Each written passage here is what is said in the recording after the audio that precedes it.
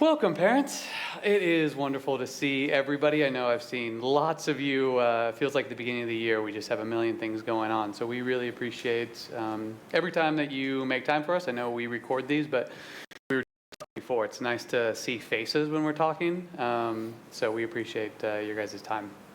So I'm Ronnie Sherry. I'm one of the 4 high school counselors. We are here to talk about your children's college applications, where we are right now, and kind of where we are going from here. We will cover a lot of things that you've heard at some of the other presentations and some of the discussions and in the junior meetings, but really just trying to kind of bring everything together, hear some different perspectives as we all kind of talk about what you can expect and what you can do to support your children through this really, really exciting time. I can't believe for many of your kids, even if they're not mine, I've known them since they were in 8th grade now, and the fact that they're applying to college is pretty crazy. So it is good to see you. I'll let everybody else introduce themselves and we'll get going. Hi everyone, I'm Vicki Haas. So good to see you all, and while this is my first year, it's really exciting. I'm telling you, these seniors are ready to go, and we're just kind of really going to be highlighting all the things that they should be doing. So rest assured they're okay. Hello everybody. Hi again. Hey, I'm Dale Samuels. I think most of you know me already now. And last but not least, I am Chuck Krugler. I'm also new here to KIS. I have loved meeting the seniors in my part of the caseload. They've been so proactive, and it's been fun to work with. And so looking forward to our time with you today. I'm going to start off, and I really like the title of this presentation when it talks about the exciting time of college applications, because I think so many times seniors and parents may approach this as something that's very stressful or very anxious about the college process, but it can be an exciting time if it's done well and if it's done right. And that's where as counselors are here to support your children through the college application process. So kind of the goal for today is for us to provide you as parents kind of a roadmap for the next 8 months for what will happen with your son or daughter through the college process. And there are different players in different roles. The students, to me, and I think to all of us, should be the ones who are the ones driving the bus. They should be the ones taking the lead in the college application process. That I think as parents and as counselors, we're on the bus with them to support and encourage them. But this, again, your son or daughter should be the one leading this process. Because I've seen over the years that the students who took ownership of this process had the best results because they're most proactive with their college applications. And so again, we're all in this together. It's a team effort, but we're here to provide kind of a roadmap throughout this presentation. So what can you expect? The students, starting this over the summer, were researching their colleges, looking to see what would be a good fit for them. And so they came back this fall and we started talking about their list. They should have finished their Common Application by this point. And by that, we don't mean their essay, the Common App essay, but really just filling out the data part, the school part of the application itself. Moving into September, which is where we are now, it's hard to believe that we've been in school for almost 4 weeks. Already 4 weeks of their senior years is down. They're working on their personal statement for the Common App. And all of us as counselors went into their English classes within the last 10 days to give feedback on their outlines for their essays. And so I think the first draft, from what I heard from my seniors this morning, is due this Friday. And again, we're willing to give feedback as they're writing their essays. They should also begin starting to write on their supplemental essays. They should have narrowed down their college list pretty much by this point, and they know what supplemental essays they need to work on. And I just wanted to share with you as parents that a number of college representatives talk about how important the supplemental essays are, even maybe more so than the Common App essay, because the supplemental essays are direct for that one college, specific to that one college. And if a student can write a supplemental essay for one college and then take out the college name, put in another college name in the same supplemental essay, it's not a good supplemental essay. Okay, they really need to research each university and tailor their supplemental essays to that university. By September 23rd, which is the Monday we come back from Chuseok break, the students should be turning in their college list to their counselor. And again, this is something that you should be discussing with your son or daughter. You will be signing off on the list. There's also some initials that we need on the backside outlining our program here. And then a second sheet that you'll be turning in as well. So that's due right after Chuseok break. As weather continues to cool down, we move into October. That's when early applications are due. Usually the deadline is about November 1st. We ask that students submit their applications at least 2 weeks ahead of time. That gives us time to process all of their documents to the universities.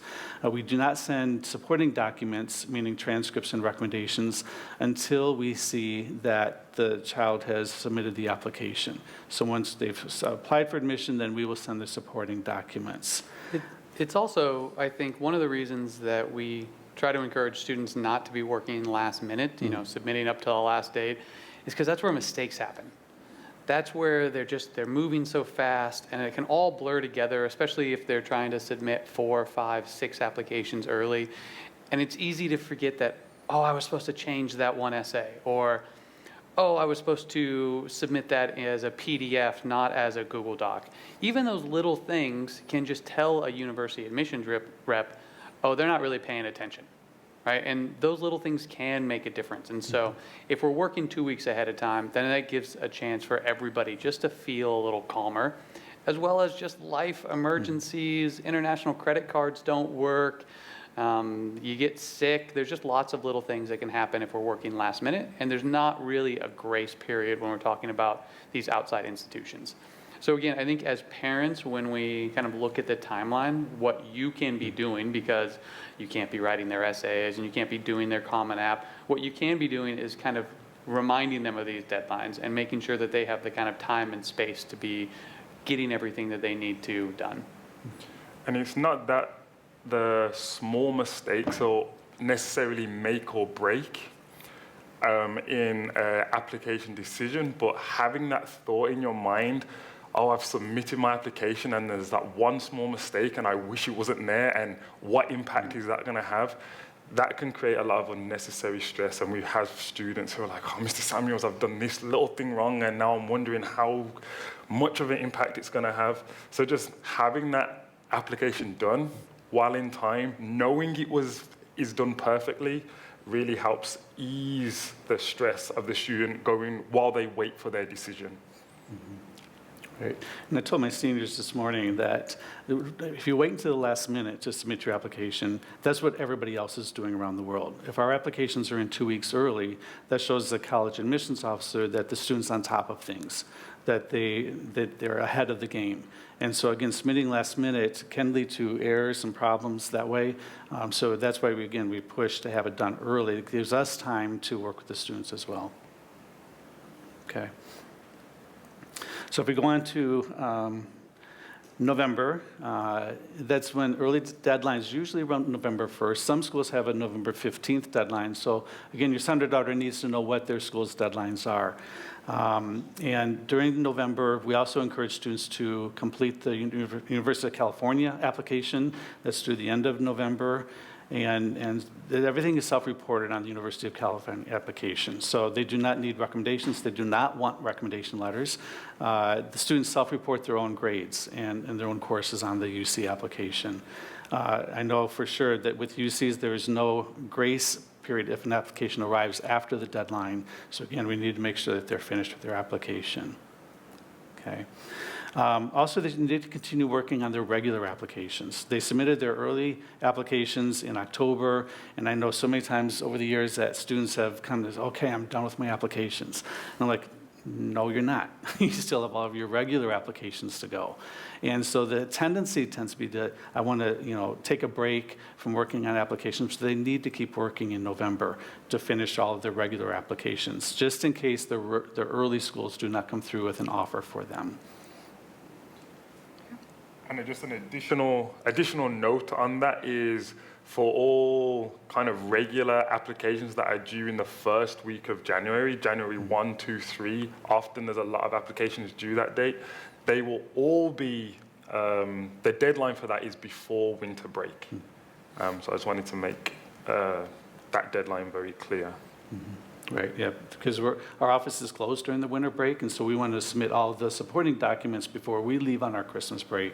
Because as Dale said, that many of the deadlines are January 1st, 2nd, or 3rd, and we don't start again until the second week of January.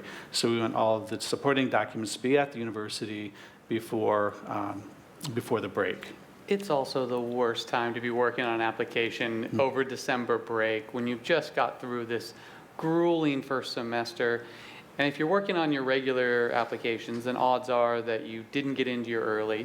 So you just got rejected from that dream school. You're tired, it's cold out, and now you're going to spend, that's not a good place to be writing applications. We want to do it, again, we want to be purposeful, we want to be thoughtful, we want to be proactive, and we want to make sure that we're doing all the steps, right? Not trying to cut corners of, well, if I just do my early application, and if I get in, then I don't have to do those other 9. That tends to lead to problems. We really want to, again, kind of go through this process that, they put 4 years into their high school careers. They've been working on these applications, honestly, since about October, November last year when we first started talking about them. And for some of your children, they've been thinking about these colleges for much longer. So to get all the way to this point and then start cutting corners is just what's going to lead to their own regrets. And again, I think Dale was talking about that kind of internal, the psychology of, do they feel proud of what they've done? Do they feel good? Because that is what will help them through those times of insecurity, especially when, as we look at the second semester, when they're waiting through January and February and March to hear those results. So as much as you can, again, encourage them through that process, the better. And I would add to that, too, if they do not get into their early decision school, it's not the end of the world. And we don't want them to panic. That's why we have a balanced list. We require at least 2 schools that we feel as counselors that they're likely schools where the chances of acceptance are fairly high. So if they don't get into their early school, they do not need to revisit their list. Okay, they're going to be fine. Okay, and I know a lot of times there is a panic that I didn't get into this school, the rest of my schools aren't going to come through, and that's hardly ever the case. So as parents, you don't have to panic. Just support your child if they do not get into their early school. Say you have still a lot of options open for you. Okay, and then second semester too, they will be hearing back in March and April on their regular schools. Then they have to decide which offer they'll be accepting by May 1st. And that's some of the discussions I'm sure we'll be having with their students once they have all of their offers in hand. We'll decide which offer is the best one for them. The important thing, too, I would say, is to stay engaged in their classes. The one college they decide to go to will look at their final transcript. And if the student has dropped off dramatically in second semester senior year, they can rescind the admission offer. And something I tell my students is make sure when you get your admission offer, read the whole letter. Don't stop at the word congratulations, okay? You need to read the conditions of the offer, because some schools have very specific conditions. And so again, we want our students to finish strong. Okay. So what factors are most important in the college admissions process? And this was, the colleges were polled in 2023, and this was the list in rank order of what they were looking for. And I like to talk about things in terms of a puzzle. It's putting different pieces of a puzzle together. Before I became a high school counselor, I worked at a university in the admissions office for 11 years. And when I was reading applications, I would look at the different parts of the application and put the different pieces together as I was creating a puzzle picture, trying to get a picture of that, who that student was. And so each of these is going to be a puzzle piece in a sense. Some are bigger than others. You notice the top 3 are related to academics. Okay, their grades in the college prep courses, their other grades, the strength of their program. Okay, that's the biggest piece of the puzzle because, again, when I worked in admissions and talked to high school students, when I visited high schools like these reps are doing today, I told students how you do over 3.5 years is a better predictor of success at university than how you do in a 3.5-hour examination. named the SAT. So if they've done well in high school, that shows me as an admission officer they have good study skills, good time management, and self-discipline. Those are the keys to success at university, and that's what admissions people are looking for. Okay, so the top three are really academic related. The next one is the positive character attributes. And I know for a lot of families that's a hard one to grasp because you can't quantify that. You can't put a number on that. And it is important because admissions people are looking to try to get the character of the student.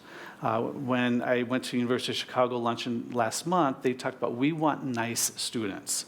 Okay, well, how do they find the nice students? It's going to come through in their essays. It's going to come through in their activity sheet, and we've spent time talking with our students yesterday and today about filling out the activities part of the application. It's going to come through in the recommendations. So that's the character attribute that the colleges are looking for, because they're admitting people to their community. What is the student going to bring to our community outside of the classroom as well? And the universities are making sure that student fits their community, that it's a good fit. We constantly talk about fit, and the universities are looking at this puzzle too. Does this fit into my community? So it's not to have your students be molded to fit into that community. That's not what we want your students to do. We want your students to be authentic and truly share their own personal characteristics, their traits. So let the university decide too if that fits their mold too. So really understanding that they can't alter their grades, or that is the top three are already set in stone of what they're going to present. But the next three are the important pieces to their activities, their supplementals, and that's the way that they can highlight themselves in their application process. We had some alumni here. I think we would have told you guys at one of the other meetings that we had a bunch of former KIS graduates come back and talk to the senior class at the beginning of the year. And one of the kids said something brilliant. He said, thinking back, he's like, the one lesson that me and my classmates learned much later that I wish I would have known is that we don't choose the university. You know, we craft our application, our essays, and we do all the work, but the university chooses us. And he said that was a hard lesson because a lot of students, and all four who were at incredible universities, got denied from their early school. But what they said was, it actually feels really special to have a university look through 20,000 applications and go, we choose you. We want you at our university. And that all of the ones on stage, and they spoke to about a lot of their friends as well, all felt like they'd ended up at the right place. But I think as parents, as counselors, we can help remind them that it is a two-way street. You know, they're trying to tell an authentic story and try to tell the best possible version, but it is about how they fit. And some of that is research so that they know that they're going to be a good fit, but then two, understanding that it is the university ultimately that will choose, hey, everything you put together, we think you're going to be great for us. And so giving them that context and helping them see through that lens will just help ease everybody's kind of stress through this process. And as a parent, understanding you want your child to go to a community that fits them. You want them to thrive. That is exactly the purpose of going to the university, is to having them thrive. So once that university does accept, understanding that that is a great spot for my student, that community, that university sees they're going to excel here, and that's exactly what you want as parents too. Right. And I think how they write their essay is really critical as well. The writing piece is important because, again, your character comes through, your voice comes through. When I was reading essays as an admission officer, I was, again, trying to learn who the student was and how they wrote, and what they wrote about really shared a lot with me about them as a person. And so that's really, can't stress that enough, how critical the writing is in the application. That is, like Vicki said, you can't change your grades and everything at this point, but you have control over the essay. That's the one piece that you do have control over at this point, or the student has control over. And again, it has to be authentic. It has to be in a student's voice. They can tell when a consultant has written the essay or AI has written the essay. And so again, they wanted to hear a 17-year-old's voice in the application. And again, we're happy to edit and give feedback on essays as well. I want to highlight number 6, the student interest in attending. Not all schools take demonstrated interest into account, but some schools do. And I know one of my students last year got into one of her high-reach schools.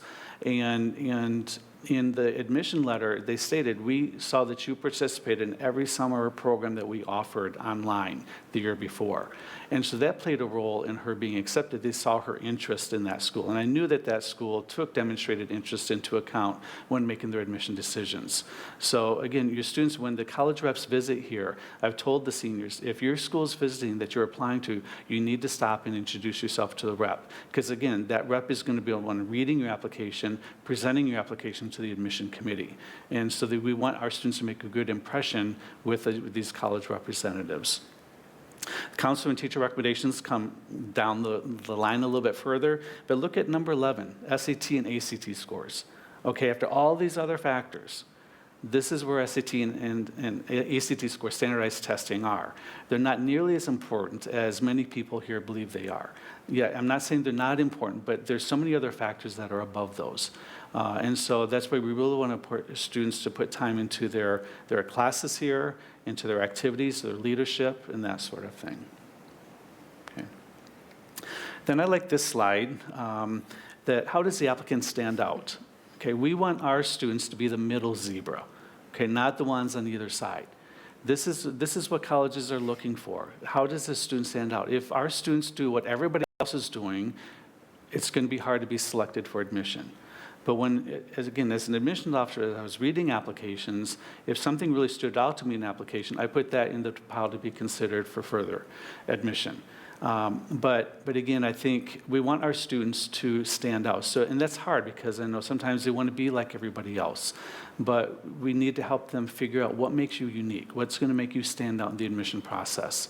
And so, again, I think the puzzle piece still is there coming into the theme, but how is your son or daughter going to stand out in the admission process? And again, have them come talk with us if they need help with their application in that regard. And I think oftentimes it's thought that this standout has to be grandiose or over the top and to compare and be better than the next applicant. Absolutely not. It really just has to be, again, it goes to that authentic. Do I love animals and I go to the animal shelter on the weekends or I make blankets for the animal shelter? It's something that I'm just enjoy. I'm not getting a reward for it. I'm not doing anything.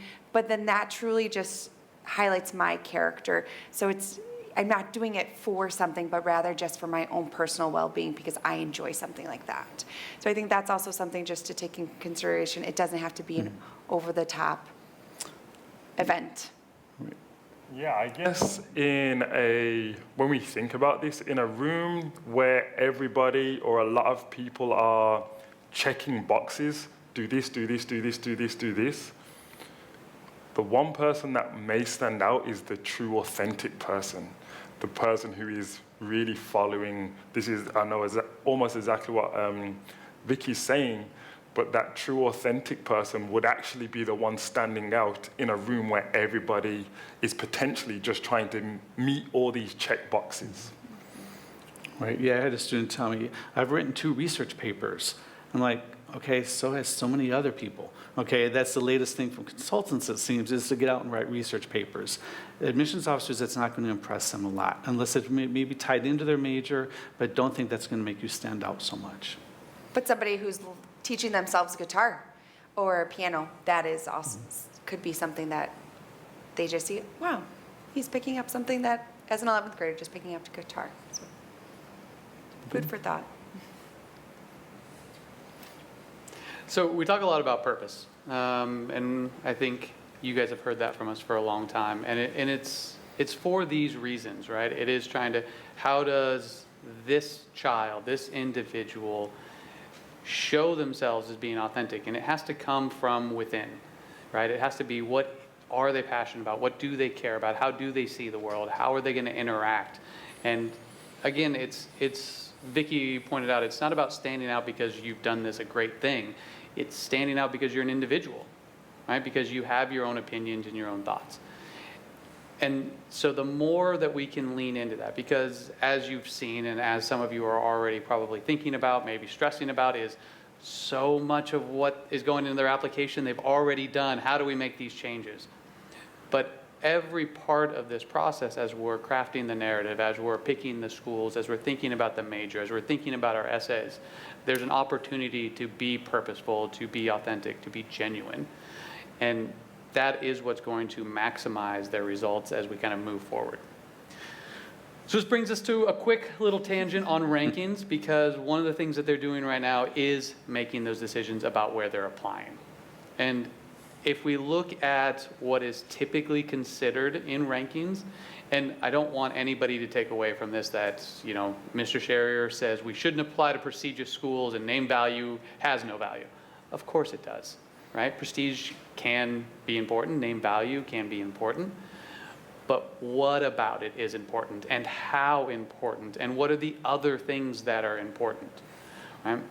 Because if we just look at US News World Ranking, we're going to see graduation rate and reputation and SAT scores and acceptance rates and alumni giving and faculty salary benefits, and very little of that might actually impact if your child is successful there and beyond, right?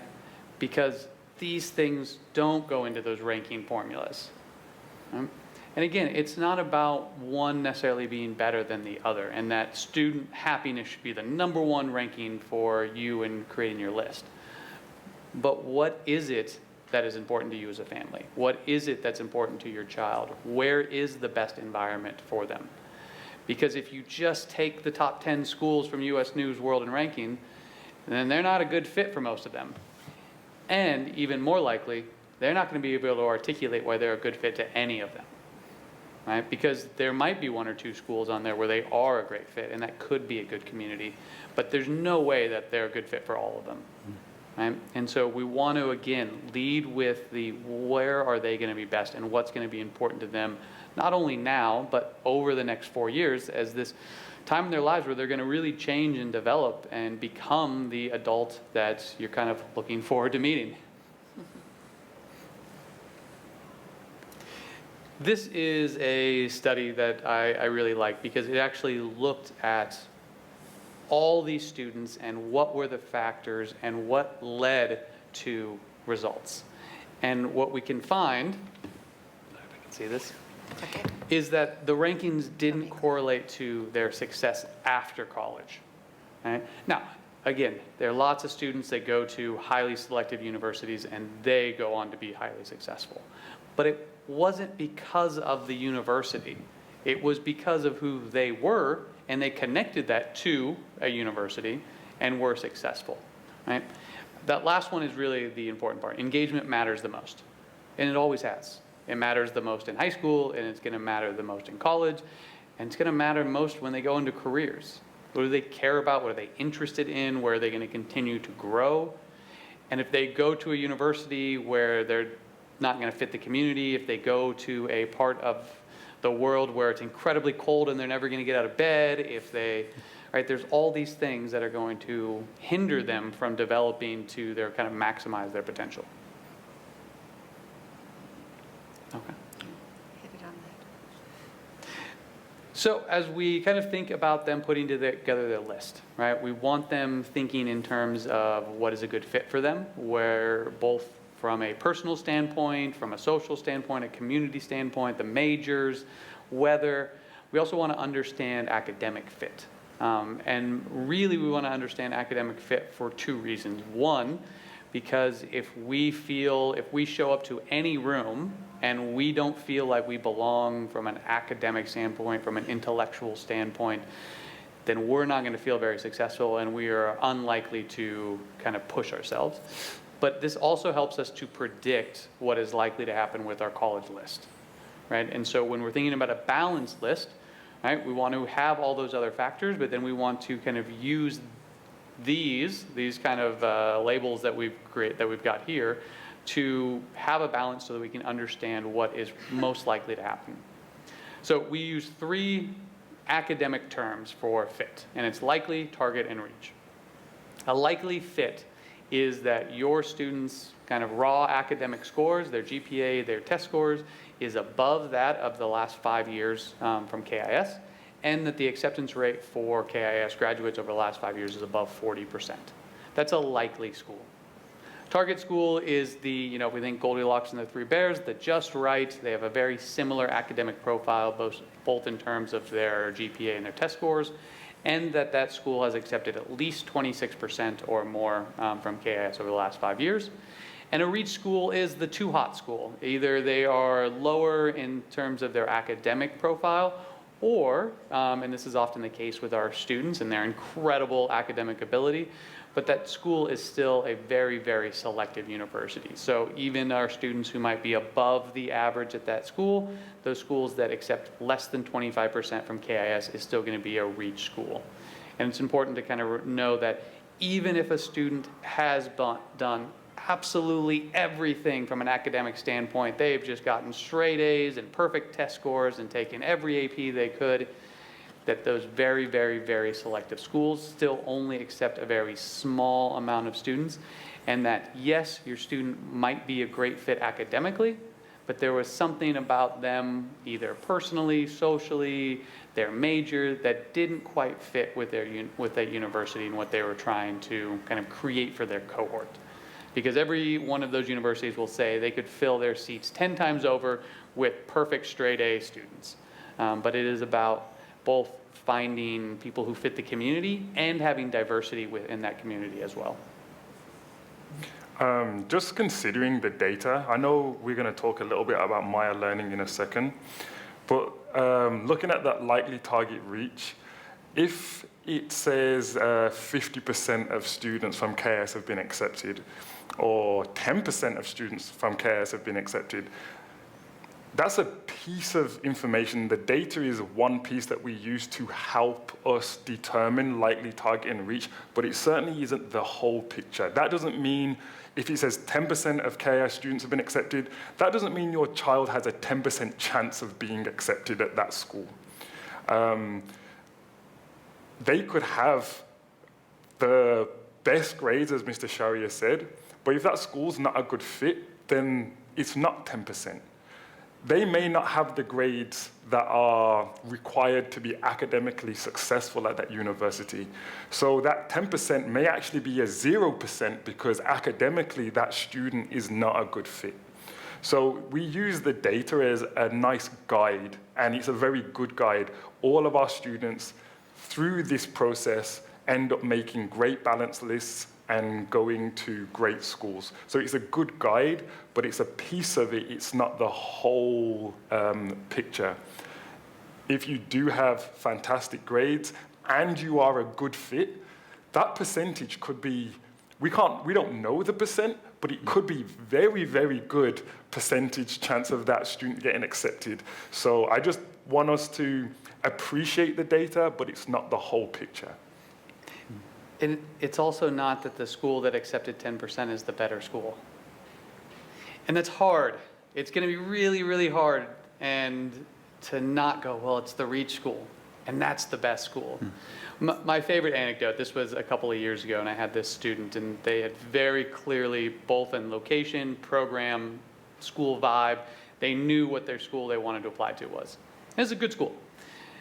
But they also were applying to one of those, prestigious universities. And when I talked to them, they were like, my parents want me to still apply. Okay, no worries, great, let's put together the best application. And he got into both. And I was like, oh, he's going to end up going to the prestigious one because that's the lowest acceptance rate on his list. Even though he had talked so much about this other school being the dream school for him. And then a few months went by, and he went to the school that was the dream school for him. Said, nope, happy that I got in. Feels good that they wanted me as well, but nope, this was the right school, this was the right program. And it was so clear that from the whole process, this student is going to be successful. They knew exactly where the fit was. They knew exactly why they were going to be successful there. And yeah, they still wanted to at least try over here, but they stuck to it. And that's the sort of student that I think we all know that as they go forward is going to have success everywhere they go. So let's look at the data. Okay, you can see that. I was worried on the small screen, but hopefully you can see all this. So this is, as Dale was saying, how we can use Maya Learning when we're trying to get a sense of, is this likely, is this target, is this reach? And these are kind of all the different pieces that we can look at. So we've got USC, who happen to be here as well, and we can kind of see on here, I know for many of you, you've gone through this, but we can see on here that this is a very competitive school. We can see the types of students who get accepted, and while there is kind of a broad range, they kind of all end up in a very similar, towards that kind of line across the top, which I think is around a 388, 399 unweighted GPA, towards that kind of 1500 and above SAT. But we can see students kind of around in different areas also getting in. We can see what the average is, we can see the difference of regular and early, and in this case, we can see it doesn't really make a difference, right? Some universities it will, right? Chuck was talking about some schools will value ED, they will value early, they will value demonstrated interest, but we can see kind of historically there doesn't seem to be much of a change in terms of acceptance rate and the types of students who are getting in at USC. We can see what the overall accepted rate is, so it's 28%. And we can see over the last 5 years how many people have applied, how many people have gotten in. We can see if there's any trends. Again, none of this is going to be the be-all, end-all, and now we know exactly if our kid's going to get in or not. But it can help shape give us some context about the types of students they're looking at and what the likelihood is. So we can see our student here in the black diamond, which you can kind of see up there, is just below the GPA and a little bit below the SAT. And it's 28%. So this is a reach school, right? We are below the average, not by a lot, but we're below. And it's a reach school. It's not an impossible school. I wouldn't be shocked if this student got in, especially if they are able to kind of articulate why they're a good fit. And if the person reading their application can see that and understand their narrative and picture them being successful there, this could end up being a good school for them. It would be a reach school, but again, it is possible. I'm going to show another comparison to the USC one here in a second. This is another way we can use Maya Learning as we're looking at our students' list. So when they have their list in the Considering tab under Maya Learning, if we click on Compare All, we can quickly see all the universities on our list. Green is the schools where we're above the average GPA or the SAT. Black is where we have the exact same, and red is where we're below. And we can see student on the left there probably has a more balanced list, is probably a better academic fit for more of their schools. Student on the right has a high SAT score, but is below the GPA on many of those schools. And so without knowing anything else, we can just get a sense from this of, I imagine that list on the left is going to lead to more acceptances. Right? It doesn't mean the student on the right's a bad list. It doesn't mean the student on the left has a good list. But just from an academic fit, we can start to make some predictions and understand balance that way. And I would just add to that, I think the balance of the list is really important. We want our students to have choices to choose from. When decisions are all back, if they don't get into an early decision school, they're hearing back in March and April. I want them to have 3, 4, 5 different colleges they can choose from. If they only get into one school and that's where they have to go, it's not a very positive attitude. It's like, well, I had to go here. But if they can choose the school that they're going to, they buy into it. And I think that's a very important part. I'd also say that with the likely schools, the students should want to go to those schools as well. So many times I've worked with students who said, well, it's just my likely school, I won't go there. I'll go to my target or my reach. And it's like, that may not happen. And so again, we want our students to invest in each of the schools they apply to, fall in love with each of the schools they apply to, and then we'll see where things come out in the end. Okay, so now if we go back to looking at the two different scattergrams, we've got USC again on the left. That's a reach school, but again, we can see some historical evidence that if the student has a good application and a compelling reason to go there, that we have seen some students get in with lower than the average. University on the right, we do not have that. That's a reach school as well, but those reach schools are not the same, right? Over 5 years, we have no evidence of any student with the academic profile of our diamond there on the right, or below getting in. That would be a very, very big surprise if they get in. And if they have a lot of those universities, us as counselors are going to be very worried about what that's going to look like come next April. Right? Again, this is just looking at when we think of REACH schools, right, and understanding that just because it's labeled a REACH school doesn't necessarily mean, oh, they've got some chance, as Dale was saying, maybe a 10% chance. Student on the left certainly has a percentage chance. And again, when just looking from an academic standpoint, they've got a chance. Student on the right does not have much of a chance. Right? We've never seen over 5 years that student with that academic profile get into that particular school. Doesn't mean that they're not an incredible human and they can't go on to do amazing things. But from an academic fit, that university has said students from KIS, we're not really looking at that student.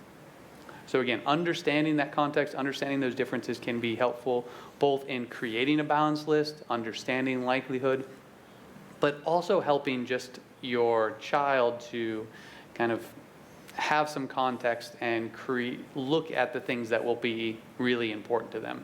Because I bet there's something in that school on the right that they could find another school where they're a good fit that has a lot of similarities. But it probably doesn't have whatever name it was that they got attached to.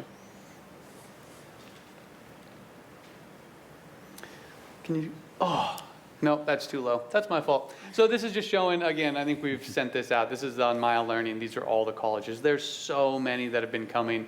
Every day it feels like I walk through the PAC hallway and see 10 tables set up. I think today was what, 7? 6. 6 today. We've got some more tomorrow. We've got some more on Friday. And so again, just encouraging your children to go talk to those schools, and then being on the lookout for when we have parent sessions. We had a art and design school today for parents. Friday's Yale, right? Yeah, so Friday Yale will be here to talk to parents as well as students. So be on the lookout for those, and this constantly is updated. We continue to get emails, hey, we're going to be in Seoul on this date. Can we come in? So just be checking those out. And so what I want to talk to you about is kind of the nuts and bolts and just reminder of lingo that's being used as we're having these conversations with your students. What are they talking about? Just kind of refreshing our memory of all of this. There are 4 types of application deadlines. Regular decision is the most common. There is a date that the student has to apply to. Again, we set our KIS deadlines to be 2 weeks prior to that. So that university, the important thing to know about deadlines is each university has their own deadline. And so it is imperative, and I'll talk a little bit more about this, that your student is aware of that deadline. There are some October 15th, November 1st, December 1st, January 1st, January 15th. So there's a variety of dates across the board with any of these application types. So being really diligent of having a tracking sheet for your student of what their deadlines are. So regular decision is your most common. You will apply by that deadline and they will give you an admissions decision, typically later on in the school year, probably a February, March, April-ish decision date. An early decision date is a binding agreement. It is an agreement that is signed by the parents, by the counselor, and by the student. And what that says, and it's typically an earlier decision, so October 15th or November 1st decision or application deadline. What that means is that I've accepted, I am committed to this university. I get accepted to Haas University, I am going to Haas University and rescinding all of my other application. I think that is the important piece to understand. If your child is accepted to an early decision, they must email and connect with all their other universities rescinding their application, saying, I have been accepted to my early decision, we can help your student draft that email and kind of connect with them. But they must rescind their applications from the other universities because it is a commitment. Early action on the flip is not a binding agreement. It is simply an earlier application. Again, typically the same deadlines as your early decision. Sometimes they vary, but you are simply telling the university that you're very interested and you would like to know a decision earlier. An early action application typically gets a response December, January, February, again, just a few months prior to a regular decision application. You are able to apply to as many early action schools as you want. If that university has them, you can apply to them. However, for an early decision, you can only apply to one early decision school. Then there's this last one, restrictive early action. And there's only a handful of universities that kind of have an early or restrictive early action, and they have simple rules of what that means. It's not a binding, it's not like early decision, but for example, you may be applying to Stanford and you are not allowed to apply to any other private institutions for an early. So there's just stipulations. You need to just be aware if your student is applying to restrictive early action, again, what are their rules? Each rule will vary among those institutions. And I always tell my students, I hate saying that it depends. It's different for each university, but it really is. There's no rhyme and rhythm for all of the universities across the board. So it is just really being impaired and being mindful about your research and kind of really understanding what each university on your list. And hence why we have such a being mindful of how many applications your students is applying to, because also keeping track of all of this can be really stressful for students too. So we're really diligent and purposeful, making sure that they're staying on top of all of their universities. And for those of you who have gone through this before, these decision, I guess, how the universities have their decisions, what types of decisions, what are their rules around restrictive early action, they can also change from year to year. So if you've had a child maybe that graduated 3-4 years ago and they're like, oh yeah, but I already know how, again, always double checking, always making sure that we understand what those restrictions are, because they will change from year to year and even sometimes from program to program. So there are, even within early action, for example, some universities may have different dates based on scholarship, based on program, based on in-state versus out-of-state, based on international. So again, always double checking for our own applications what those rules and expectations are. And there's one more plan called rolling admission that not many of our students use, but some universities have that where they make decisions as soon as the application comes in and then let the students know right away. So for rolling admission schools, the students are being compared to the university standards, whereas with like regular decision, early action, and so forth, they're being compared with the other students who've applied to that school.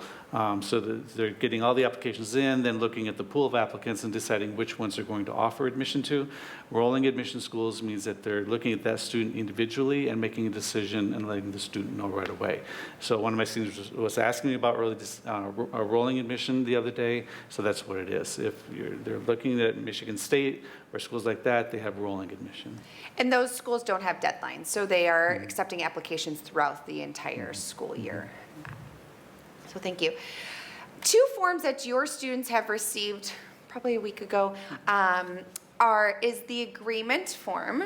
So let me just, can you all see that? Yeah. Maybe I'll make it a little bit bigger. Is the university agreement. And what we asked your students to do is to have conversations about the various topics. So the integrity of their applications, are they being honest? Have you had the discussion with your family about the early decision, committing to that university based on fit, finances? We really want the students to kind of sit down with you and have those conversations because this is a big decision. And so what we're asking your students to do, if they hopefully have done it already, have your signatures or your initials on each of these topics and conversations. So you'll see just a variety of topics, letters of recommendation. They understand how we're going to submit their letters of recommendations, how we're submitting their documents. Again, conversations, you would initial right there. And on the back side, much like Mr. Sherrier was talking about the likely schools, targets, reach, the categories of what their college lists would look like based on this information. So that's just exactly what Mr. Sherrier said. That information's right here for you to look at as well. So this is one of the sheets that was provided to your student. If they haven't talked to you, ask them about it. There are extra copies in our College and Career Center for them to pick it up. But then the second piece would be their actual college list. Here is where they are listing their 10 universities that they are applying to. They have the option to appeal for 2 additional universities. They have to write that. You have to have that signature from your parents as well, explaining, verifying that this is the college list. This is the list that we work off of when we are sending our documents. So students are well versed that they have to, if they change something, they have to come and talk to us. But this is the list that they hand in on September 23rd, and we are managing the documents being sent once we know your student has sent their application to their university.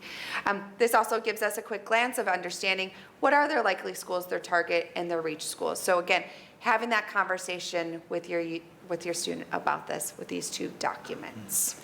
Yeah, and we know that the list could change, right? Those discussions could be ongoing. What this is, as Vicki was saying, it's a check-in that you and your children have had conversations. You are on the same page, at least to us, you're on the same page. We can also see, does your child know what a likely target reach? We can kind of verify those things, and then we can try to help them kind of as they move forward, understanding their own timeline. As things change, we just ask that they fill out a new form. And again, the first document that Vicki was showing, that's on the backside of this college list. So they should have already shown this to you. If not, please ask them about it. And we want them to turn this in no later than Monday, September 23rd, with signatures and initials from you as parents and them as the students applying. Great. All right. So we'll move.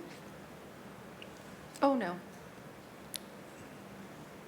We'll get there. All right. Lastly, so when we apply to our institutions, those of you that are able, if you hold an American passport, you could file for the FAFSA. I'm hopeful that if you had students last year, that it'll be a much more smoother process this year, although I've heard it's not going so well. So bear with us. So if you hold a U.S. passport, or your student does, you could apply for the financial aid, the federal financial aid. And what we typically say is apply to your institutions. Your applications are the priority right now. And then we work on the next step of these scholarships.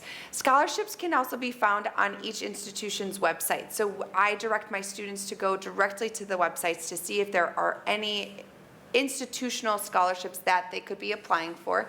That would be your first base to go to. And then some of you may find that your institutions are asking for what's called a CSS profile. Again, if you're looking for aid from that institution, this is a separate application for that specific university. So again, if you are in need of aid, going to the university's website, they will clarify if you need a CSS profile.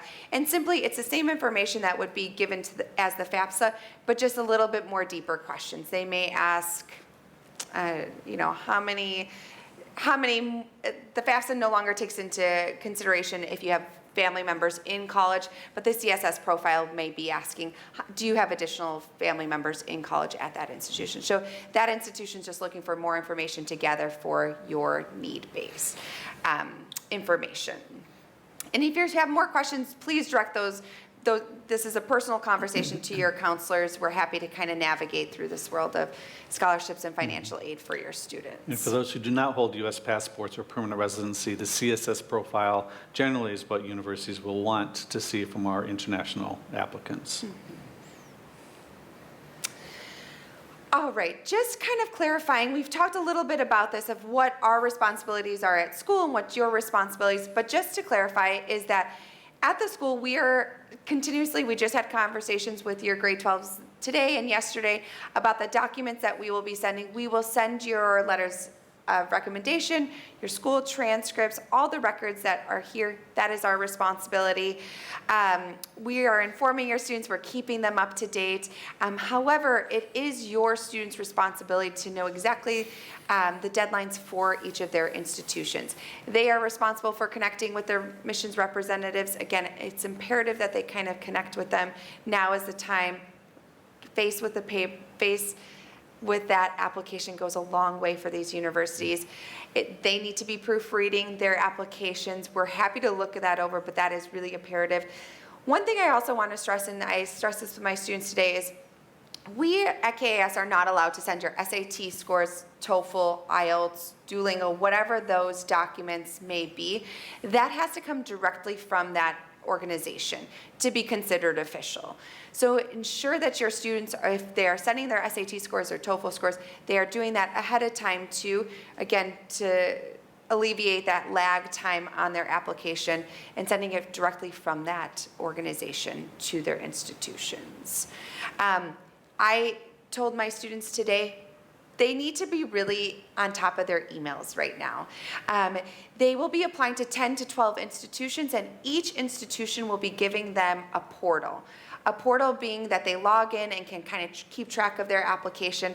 Many of those will share their acceptances through their portal. So the students need to make sure that they're staying on top of it. Sometimes documents may be missing. It just may be an error on the linking part of the institution that they didn't get our transcripts. We sent it, but they didn't. But they would know that by checking their portal and making sure, and then coming to talking to us about, hey, USC didn't get my transcript yet. And then we on our back end would contact USC and talk to them about it. So they're going to need to be really on top of their emails and not miss anything from them. Anything there. And they're watching their deadlines. You as parents are there to support, really kind of making sure that they're staying on top of it, holding them accountable to those deadlines. Just, again, we're not asking you to kind of be on top of them all the time. We're there to help them too, but really those nudging. Hey, it's Chuseok, you have free time to work on your application, go ahead and work on your application. So really assisting them and having those conversations, those honest conversations about what your application list looks like is going to be imperative and really help and support your student too, because in the end, we all want what's successful and best for your student. So really having those conversations right now rather than later, what do we do? We're in panic mode. We kind of have these conversations little by little. We won't be in that stressful panic mode anymore. And then lastly, some of the lingos that you will hear or your students will hear from the universities. Admit obviously means you've been admitted to the university. Woohoo! You'll get the confetti that comes into the portal saying, congratulations, you've been accepted to the university. Defer simply means if a student applies early, they've been now deferred to regular decision. So they've been moved. It's not a bad thing. I think oftentimes students feel like, what more do I need to do? Do I have to now give more research papers, more? What's really imperative is if your student gets accepted or gets a defer, that they read the conditions from the university. The university may ask if they are still interested to be continued, check mark here. Maybe you are allowed to give them a letter of an intent, an extra letter of interest. Some universities say, nope, I don't need anything from you. I'm just simply moving you to compare you to my regular pool students. So really important that your student, again, in that portal, it will specifically say what they are required to do for a deferral. And just because this is one that sometimes causes some stress and anxiety when they get deferred, a lot of times it's just the university pushing their own deadline for their own work down the road. Just as any adult would be like, I could just keep working on this for like 3 more months. And I know that feels like, especially to the kids, like, oh, but why can't they make a decision? It's not about them. It's just that the institution isn't ready to make a lot of those decisions. I think it was actually USC. Was it 2 years ago? They deferred everybody. They didn't say yes or no. They just, we're going to push that. We've got other things that we're working through with our own financial stuff, our own number of seats. And so we're just going to deal with this in the second semester. A lot of times it's about the school and it's got nothing to do with the student. If it is about the student, they're going to be very specific. Hey, this is what we want to see. Right? And it also just might be, we're not ready to say yes, but it's not a no. We just want to see what the rest of our class is going to look like. So again, a lot of kids, especially because a lot of our students apply to a lot of early schools, deferral is very common, right? And it doesn't necessarily mean anything. In fact, if anything, it means they didn't hear a no. I agree. Yeah, you still got another shot. Sadly, deny. We all know what deny means. So that your student has not been accepted to that university. Waitlist, however, has become actually more and more kind kind of Common. common, yeah, applicable to our students. And that simply means that we like you, we just don't have a spot for you at this point. So you are on the wait list, and if a spot opens up, and this typically happens after May 1st, once I hear who's now committed to my university and do I have extra spots, I will now then work off of my wait list and ask you and then contact you and say, would you like a spot at University of Notre Dame? And so that's typically, so it becomes, this is a conversation that we can have later on. It becomes difficult. Do I commit? How do I kind of navigate my May 1 decision? So for rest assured, for right now, we'll just work through it. That'll be an individual cases once a student gets on the wait list and how we kind of navigate that world too. And rescinding is simply, I've been accepted to my early decision. I am rescinding my application because I've committed now through that binding agreement to that institution, and I'm taking back all my other applications. And truthfully, we want our students to rescind because we want to open the opportunity for other students to get accepted. Now, I've been accepted to my top 1 ED school. Now let others, their peers at KIS, have the opportunity to kind of be put into that pool of other applications too. It really does help the universities understand who is actually applying to their universities, and it's the right thing to do. Another, can we go back one? Yeah. Sorry. Oh. Oh. When we consider the rescind, another thing to consider with the rescind is if a student hasn't maintained the academic or character that got them the acceptance, and there's like an extenuating circumstance that has come about where a university will want to rescind the offer. This very, very rarely happens, and I've never seen it out of any of my caseload, but something to consider, you have, at least something to consider is the fear of rescinding. Now, I have had many students go, Mr. Samuels, my second semester, I was on an A, and now I'm looking at a B or a C. Am I going to get rescinded? And what I want to focus on is the joy that that can take away from such an amazing acceptance. Wow, I'm so happy I got into this school. I'm so excited. And then suddenly it's taken away because they're like, wow, I got in, but I haven't maintained my grades. And like I said, very rarely is the rescinding, but the fear and the psychological fear can really take away from the joy. The second thing I want to talk about when it comes, not necessarily focusing on rescinding, but why we need to encourage our students to maintain their grades, is in the alumni panel, our students were asking a lot about opportunities at university, internships, etc. And what those internships will ask for will be your high school grades. And what will be included in that is your final second semester grade 12 grades.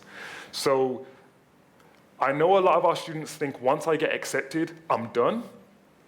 But their grades have implications in the future. One, if they drop significantly, they can lose a college acceptance. But two, there's so many opportunities in college that will be reliant on them maintaining their academic grades.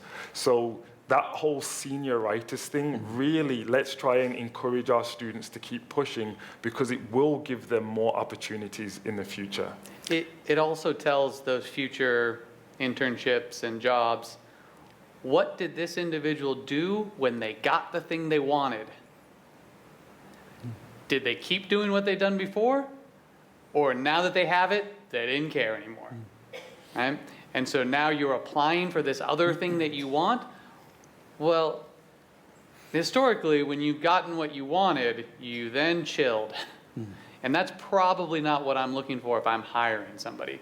I want somebody who, when they get the thing they want, they still continue to be that person. And so there are ramifications to these things. It's really easy to let your foot off the gas, and we want our seniors to enjoy their senior year and enjoy those opportunities and have fun and make memories. But also, what type of person are they, and what are they going to be telling the world? What are they going to be telling their teachers, right? Their teachers, the teachers take it really personal when they see that their A student in the first semester got a 3 on the AP exam because they stopped studying, right? Those relationships long term, like they do have consequences. And so again, wanting to keep those strong is something that we can all help them to encourage them to do. And I think finishing strong is so important as well for the wait list, because if the college may ask the student to provide their final transcript, and if they dropped off second semester, they may pass that student on the wait list and take a student who did finish strong. And the wait list is kind of a trickle-down effect. If Harvard doesn't get enough seats to fill their freshman class, they will go to their wait list. And then the students that they take off their wait list had committed somewhere else, so they will cancel their application to go to Harvard. So then that school has places to open, and so they go to their wait list. So I've seen it where some students went through 2 different wait lists and got off both wait lists and ended up at their dream school. So the importance of finishing strong second semester is really important. I know too that sometimes my students have told me, I don't know if this is true from parents, but my parents said I could stop working once all my applications were submitted. The second semester really didn't count. Well, it does count. And so we want our students to finish strong. How you finish high school is how you begin university. And I tell students, if you finish on the upward trend, that's how you're going to start university. If you finish high school on the downward trend, guess what? That's probably how you're going to start university. So again, finishing strong is really important. So I want to talk about how we can kind of encapsulate the senior year. And I want us to focus on the fact that it is an opportunity for students, and there's so much opportunity for students. There's hope. Our students have a lot of hope. You, as parents, have a lot of hope. As counselors, we have a lot of hope for our students. And this is kind of the end of their high school journey and what is going to come at the next step. There's memories for students to make special memories with their friends, maybe for the last time. A lot of them are going to go to all these fantastic different universities all over the world, or in different states. There's going to be celebration, and this is a very significant milestone. That's why there's so many tears at graduation, and happiness and hugs and smiles and flowers, because it is an incredible milestone to have been successfully completed high school. But also, this final senior year is stressful. I don't want to just focus on the stress. I want to appreciate everything it is, but this is also a part of it. Alongside doing sports and doing maybe 4 APs, maybe 5 APs, Hagwon, you've now got this whole year-long application process with all of these unknowns, and it is very stressful. So I am going to talk a little bit about how we can manage that stress. One thing I do want to say, I had a look at a study, and I think it was NACAC. They did a survey on 2 pools of people. One pool of people was who was going into the college process. The second pool of people was those who had already completed the college process. Those who had completed the college process actually rated the stress of the college process less than those that were going into it. What I mean by that is the thought of what it's going to be like is often more stressful than the reality. And so it can feel overwhelming. We've got all of these things to do, but in the reality, it is often not as stressful as you perceive it's going to be, or as stressful as you think it's going to be. There is a stat, I don't know how scientific this stat is, but it's a common stat, is that 90% of the things we worry about never happen. And I've had cases last year of my students worrying, I'm not going to get in, I didn't get into my earlies, oh no, I need to add more schools to my list, I need to apply.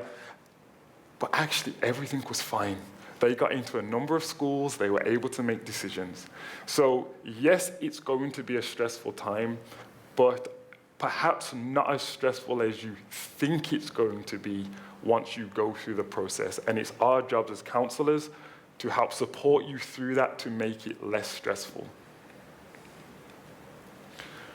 So what are ways that we can kind of help, or what are ways that you can help your children feel kind of their best through this process? You can kind of take a picture of this. I'm not going to go through all of this, but I am going to go back to sleep and making sure your children get enough sleep. The reason why this is important is that this is a really high emotional time for students, especially when it comes to acceptance letters. I don't know if this was just my mom, or if this is a British thing, or it happens in America, or it happens in Korea. But when I was a young child, when I was maybe 5, and I was crying a lot, my mom would say, "Oh, Dale's just tired." And I was crying because I was tired and I couldn't regulate my emotions, and I'm crying. Yes. That's the same when we're adults. We don't cry, but we can't manage our emotions as well.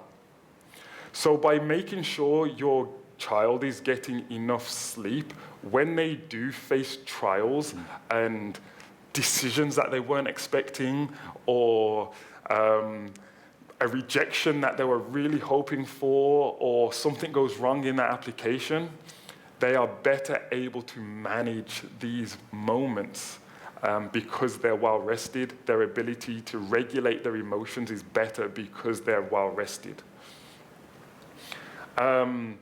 We've talked about cognitive self-care, meditation, journaling. Personally, I'm not big on meditating and mindfulness. I'm trying to be, but it doesn't work for everybody. What I do want to say is encourage your child to find something that is helpful to them, whether that is going on a walk, and leaving their phone away, whether that is a family day out to a cafe, whether that is encouraging them to play. You know what, that video game that I keep telling you to not playing, I've noticed you haven't played for a week because you've been working so hard. Play it, I'll give you an hour and enjoy whatever it is that's gonna help them just settle and calm themselves down. Emotional self-care, something I want us to, I really want to focus on as a family, is having family days out and having family time. That's not circled or centered around a college conversation or an academic conversation, but really is an appreciation for your child. You know what they like. You know if they like to go to Latte World, or if they like to go to a KBL basketball game, or go to a concert at the theater. Give some time this year for those occasions. And not just because they've done something well. We like to celebrate achievements. And I'm gonna say continue to celebrate achievements. It's fantastic. But not always after an achievement. Just one day on a weekend, you know they're stressed, and just say, hey, let's go to the Han River and have a picnic.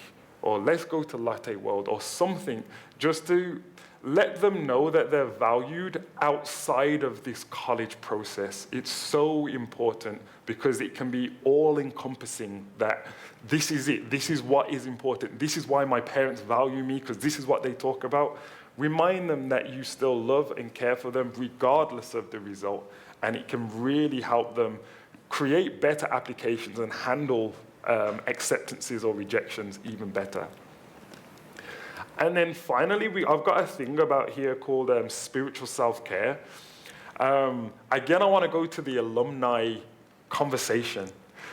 When Mr. Sharia talked about how none of them got into their early action or early decision schools, and one of the questions was, how did you manage that? How did you overcome that? And every one of them said they prayed. And even the student said, I'm not even a Christian and I prayed. Just going to something else and having an outlet, I think, can be really helpful. And regardless whether you're a Christian or a Muslim or a Buddhist or anything, any faith or religion, one thing that they all share is community. And so my encouragement is to be the community for your child, that actually sharing those difficult times is really helpful. Not feeling alone in those difficult times can really make the difference between being overwhelmed and, you know what, yeah, that sucked, but I'm going to get through this.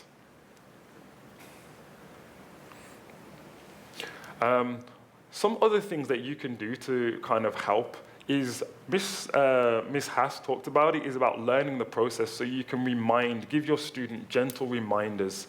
Oh, I know this is due. Do you need some help with that? Getting ready for essays and deadlines and things like that. One of the things is your role is now changing. Your children are no longer children, they are now adults, young adults. So changing from being managers where you kind of dictate their timelines and things to more being their consultant and help walking with them through that. In the end, I know we talk a lot about academics when it comes to college, but lifestyle skills are going to be really important. Laundry, cooking, and other aspects, shopping, managing their money. Right now, they may be able to go, Mom, I need $10. I want to go out, see my friends. I need some clothes. Can you give me some money? When they go to college, they may have an allowance that you are giving them, and they need to work within that allowance. Start working on some of those skills to prepare them for life outside of academics. Academics is one portion of college. The rest is real life, interacting with others, making friends, breaking friends, having relationships, navigating temptations, alcohol, drugs. All of these things are a part of college and life, and you can help prepare them for that right now. I don't want to spend too much time on this, so I'm trying to figure out which one I want to focus on. One thing that I do like to focus on is talking to them about things that have got nothing to do with the college process. I know I spoke about this in a previous slide, but there's this thing called conditions of worth where we only feel valuable because we meet set conditions. I feel valuable because I got a 1500. I feel valuable because I got into my Ivy League school that I applied to. I feel valuable because I'm a straight A student. And those things can be reinforced when we give praise and talk about those things more and more. What I'm going to say is value your children outside of those things. And I'm sure all of you do, but sometimes we can just forget because this is such a big process.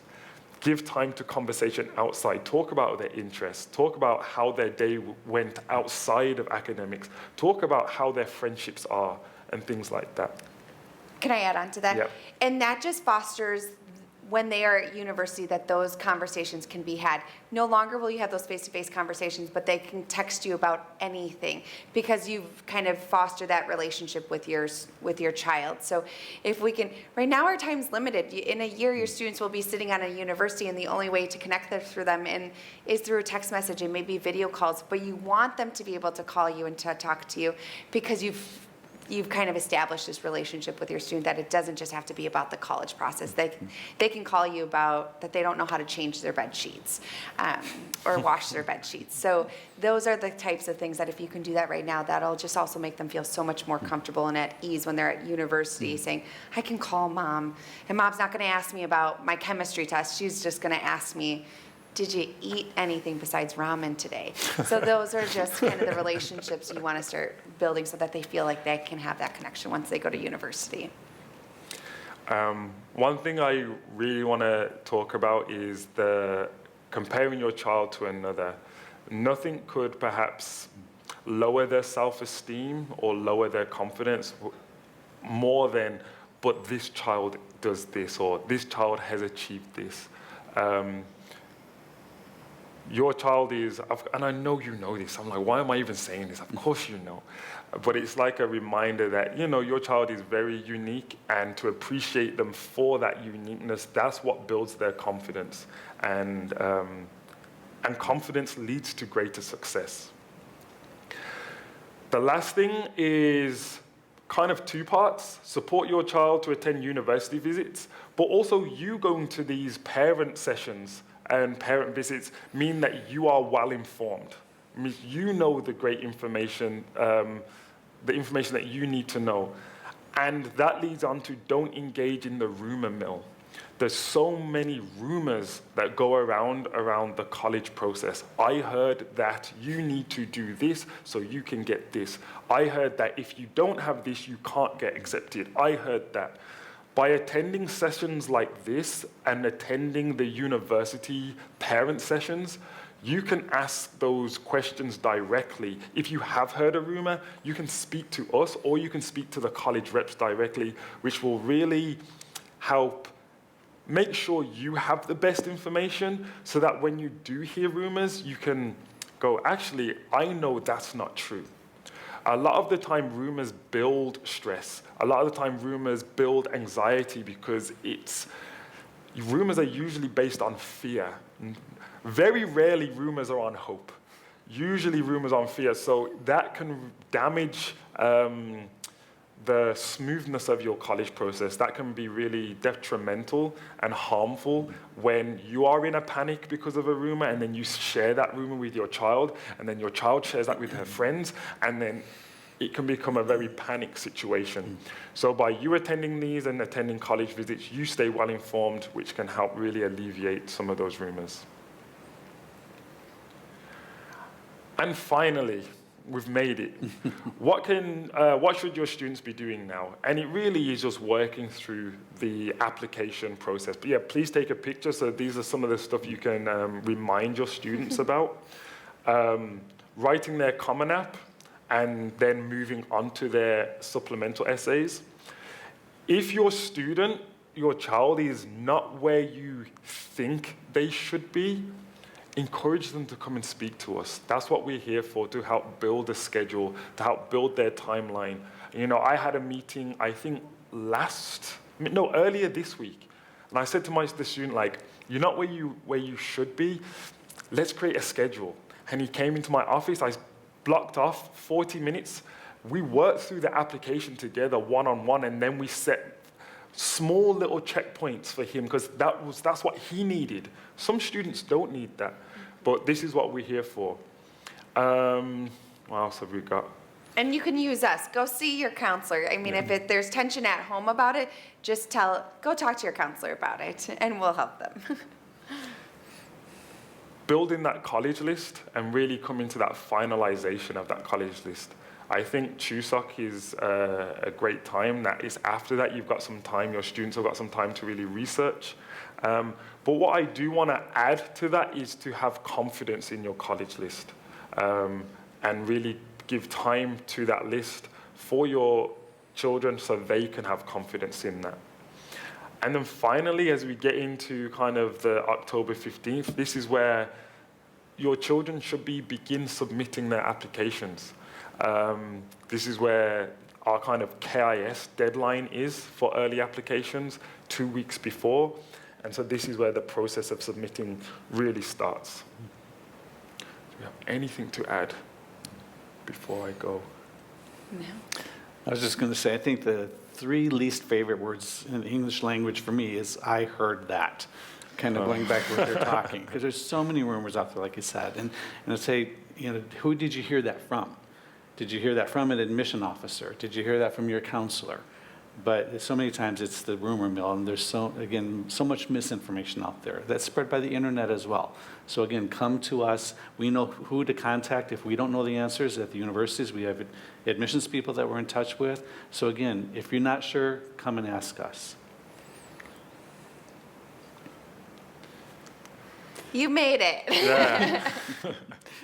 Thank you all for your time, especially because I have seen some of your faces now out there for 4 years, and for 4 years we've never finished on time, just like today. So we appreciate, and hopefully this was worthwhile to you. Please reach out to your child's counselors with direct questions. We will have our next grade 12 parent coffee. I think it's first week in October, give or take, but we'll send that information out. Otherwise, we hope you all have a lovely day, and we'll see you soon. Thank you all. Thank you.